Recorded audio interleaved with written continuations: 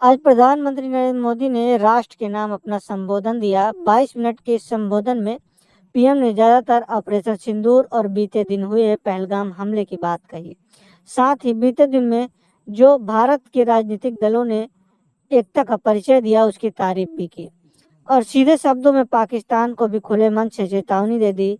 अब भारत पर आतंकी हमला हुआ तो हम हर उस जगह पर जाकर कठोर कार्रवाई करेंगे जहां आतंक की जड़ें निकलती हैं। आतंक का हर संगठन जान चुका है कि हमारी बहनों बेटियों के माथे से सिंदूर हटाने का अंजाम क्या होता है। साथियों, ऑपरेशन सिंदूर ये सिर्फ नाम नहीं है, ये देश के कोटि कोटि लोगों की भावनाओं का प्रतिबिंब है। ऑपरेशन सिंदूर न्याय की अखंड प्रतिज्ञा है।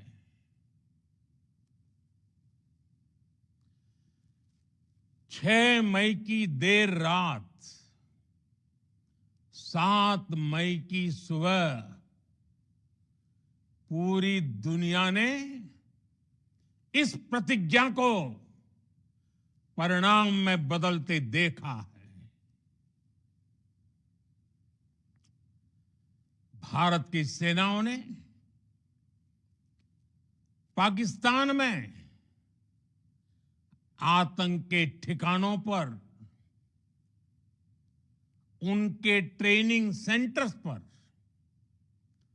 सटीक प्रहार किया।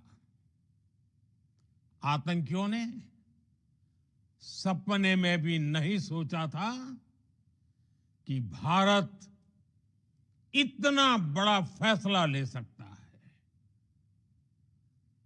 लेकिन जब देश एकजुट होता है, नेशन फर्स्ट की भावना से भरा होता है, राष्ट्र सर्वोपरि होता है,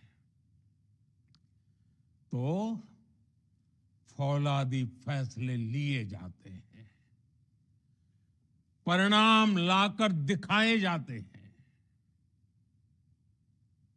जब पाकिस्तान में आतंक के अड्डों पर भारत की मिसाइलों ने हमला बोला, भारत के ड्रोन्स ने हमला बोला, तो आतंकी संगठनों की इमारतें नहीं, बल्कि उनका हौसला भी थर्रा गया। बहावलपुर और मुरिद के जैसे आतंकी ठिकाने एक प्रकार से ग्लोबल टेररिज्म की यूनिवर्सिटीज रही है। दुनिया में कहीं पर भी जो बड़े आतंकी हमले हुए हैं, चाहे 9/11 हो, चाहे लंदन ट्यूब बॉम्बिंग हो, या भारत में दशकों से जो बड़े बड़े आतंकी हमले हुए हैं, उन सब के तार कहीं ना कहीं आतंक के इन्हीं ठिकानों से जुड़ते रहे हैं। आतंकियों ने हमारी बहनों का सिंदूर उजाड़ा था, इसलिए भारत ने आतंक के ये हेडक्वार्टर्स उजाड़ दिए। भारत के इन हमलों में 100 से अधिक खूंखार आतंकवादियों को मौत के घाट उतारा गया है। आतंक के बहुत सारे आका बीते 2.5-3 दशकों से खुलेआम पाकिस्तान में घूम रहे थे। जो भारत के खिलाफ साजिशें करते थे, उन्हें भारत ने एक झटके में खत्म कर दिया। साथियों, भारत की इस कार्रवाई से पाकिस्तान घोर निराशा में गिर गया था, हताशा में गिर गया था, बौखला गया था। और इसी बौखलाहट में उसने एक और दुस्साहस किया। आतंक पर भारत की कार्रवाई का साथ देने के बजाय पाकिस्तान ने भारत पर ही हमला करना शुरू कर दिया। पाकिस्तान ने हमारे स्कूलों, कॉलेजों को, गुरुद्वारों को, मंदिरों को, सामान्य नागरिकों के घरों को निशाना बनाया। पाकिस्तान ने हमारे सैन्य ठिकानों को निशाना बनाया। लेकिन इसमें भी पाकिस्तान खुद बेनकाब हो गया। दुनिया ने देखा कि कैसे पाकिस्तान के ड्रोन्स, पाकिस्तान की मिसाइलें भारत के सामने तिनके की तरह बिखर गई। भारत के सशक्त एयर डिफेंस सिस्टम ने उन्हें आसमान में ही नष्ट कर दिया। पाकिस्तान की तैयारी सीमा पर वार की थी, लेकिन भारत ने पाकिस्तान के सीने पर वार कर दिया। भारत के ड्रोन्स, भारत की मिसाइलों ने सटीकता के साथ हमला किया। पाकिस्तानी वायुसेना के उन एयरबेस को नुकसान पहुंचाया, जिस पर पाकिस्तान को बहुत घमंड था। भारत ने पहले 3 दिनों में ही पाकिस्तान को इतना तबाह कर दिया जिसका उसे अंदाजा भी नहीं था। इसलिए भारत की आक्रामक कार्रवाई के बाद पाकिस्तान बचने के रास्ते खोजने लगा। पाकिस्तान दुनिया भर में तनाव कम करने के लिए गुहार लगा रहा था। और बुरी तरह पीटने के बाद इसी मजबूरी में 10 मई की दोपहर को पाकिस्तानी सेना ने हमारे डीजीएमओ को संपर्क किया। तब तक हम आतंकवाद के इंफ्रास्ट्रक्चर को बड़े पैमाने पर तबाह कर चुके थे। आतंकियों को मौत के घाट उतार दिया गया था। पाकिस्तान के सीने में बसाए गए आतंक के अड्डों को हमने खंडहर बना दिया था। इसलिए जब पाकिस्तान की तरफ से गुहार लगाई गई, पाकिस्तान की तरफ से जब ये कहा गया कि उसकी ओर से आगे कोई आतंकी गतिविधि और सैन्य दुस्साहस नहीं दिखाया जाएगा, तो भारत ने भी उस पर विचार किया। और मैं फिर दोहरा रहा हूं, हमने पाकिस्तान के आतंकी और सैन्य ठिकानों पर अपनी जवाबी कार्रवाई को अभी सिर्फ स्थगित किया है। आने वाले दिनों में हम पाकिस्तान के हर कदम को इस कसौटी पर मापेंगे कि वो क्या रवैया अपनाता है। साथियों, भारत की तीनों सेनाएं, हमारी एयरफोर्स, हमारी आर्मी और हमारी नेवी,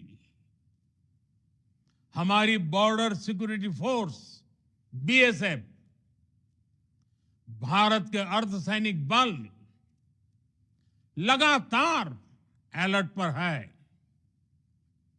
सर्जिकल स्ट्राइक और एयर स्ट्राइक के बाद अब ऑपरेशन सिंदूर आतंक के खिलाफ भारत की नीति है। ऑपरेशन सिंदूर ने आतंक के खिलाफ लड़ाई में एक नई लकीर खींच दी है, एक नया पैमाना, न्यू नॉर्मल तय कर दिया है। पहला, भारत पर आतंकी हमला हुआ तो मुंह तोड़ जवाब दिया जाएगा।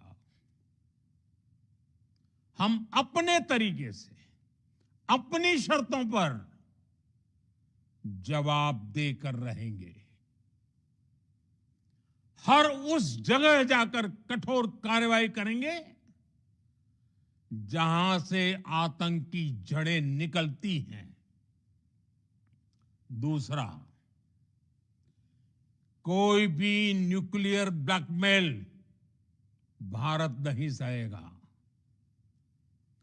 न्यूक्लियर ब्लैकमेल की आड़ में पनप रहे आतंकी ठिकानों पर भारत सटीक और निर्णायक प्रहार करेगा। तीसरा, हम आतंक की सरपरस्त सरकार और आतंक के आकाओं को अलग अलग नहीं देखेंगे। ऑपरेशन सिंदूर के दौरान दुनिया ने पाकिस्तान का वो घिनौना सच फिर देखा है, जब मारे गए आतंकियों को विदाई देने पाकिस्तानी सेना के बड़े बड़े अफसर उमड़ पड़े। स्टेट स्पॉन्सर्ड टेररिज्म का ये बहुत बड़ा सबूत है। हम भारत और अपने नागरिकों को किसी भी खतरे से बचाने के लिए लगातार निर्णायक कदम उठाते रहेंगे। साथियों, युद्ध के मैदान पर हमने हर बार पाकिस्तान को धूल चटाई है और इस बार ऑपरेशन सिंदूर ने नया आयाम जोड़ा है। हमने रेगिस्तानों और पहाड़ों में अपनी क्षमता का शानदार प्रदर्शन किया और साथ ही न्यू एज वॉरफेयर में भी अपनी श्रेष्ठता सिद्ध की। इस ऑपरेशन के दौरान हमारे मेड इन इंडिया हथियारों की प्रामाणिकता सिद्ध हुई। आज दुनिया देख रही है 21वीं सदी के वॉरफेयर में made in India defence equipments, इसका समय आ चुका है। साथियों, हर प्रकार के आतंकवाद के खिलाफ हम सभी का एकजुट रहना, हमारी एकता हमारी सबसे बड़ी शक्ति है। निश्चित तौर पर ये युग युद्ध का नहीं है, लेकिन ये युग आतंकवाद का भी नहीं है। टेररिज्म के खिलाफ जीरो टॉलरेंस, ये एक बेहतर दुनिया की गारंटी है। साथियों, पाकिस्तानी फौज,